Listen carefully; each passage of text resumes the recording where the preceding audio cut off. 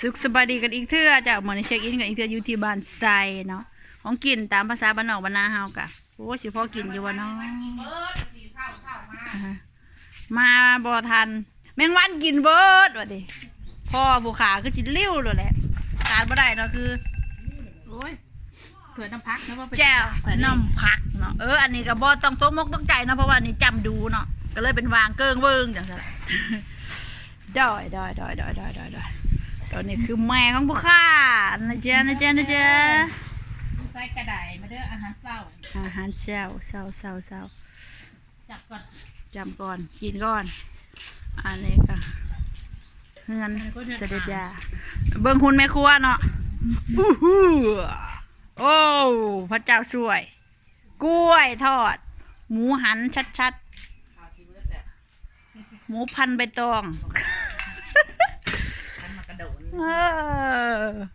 โอ้เนาะมาจากว้าวตัวนี้ก็เป็นแบบในลักษณะว่าผู้เฒ่าเนาะ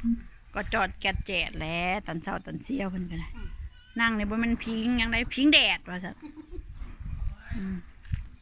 สบายดียายบ่ฮู้ว่ายายนั่งท่าไผจ้ะ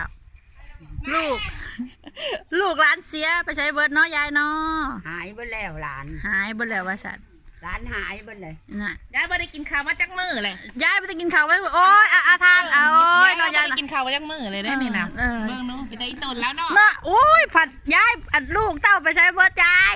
ข้าเจ้าคือว่าทีมแล้วนี่บ่มี ไม่ลูกไม่หลานหรอกโอ้ยเนาะข้าวนี่ไม่ได้กินจักมื้อเลยข้าวนี่นะข้าวนี่ยายฮะ5 มื้อเลย5 มื้อแล้วบ่กินข้าวยายน่ะโอ้อันยายลงมาได้ใส่ก็ยายน่ะอยู่บ้านไหนก็ยายน่ะจักบนอยู่บ่จักบนอยู่ไปโลดโอ้ยยายลงแล้วนะปัจจุบันเนี่ยเนาะมาเด้อพี่น้องเอ้ยจักพี่ยา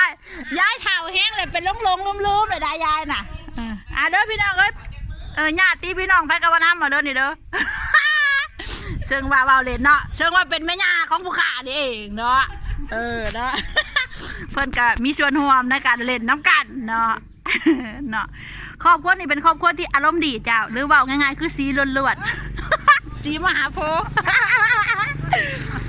สีบัญญาบหลานเนาะอันนี้คือต้นฉบับของสีเนาะเป็นครอบครัวอารมณ์ดีหรือว่าแท้ๆกับสีมหาโพธิ์เนี่ยแหละสิริภาคกันไปกินยาอยู่เจ้า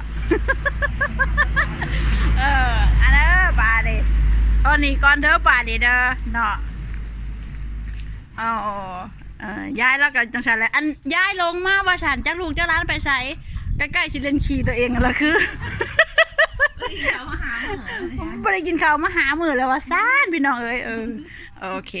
บาย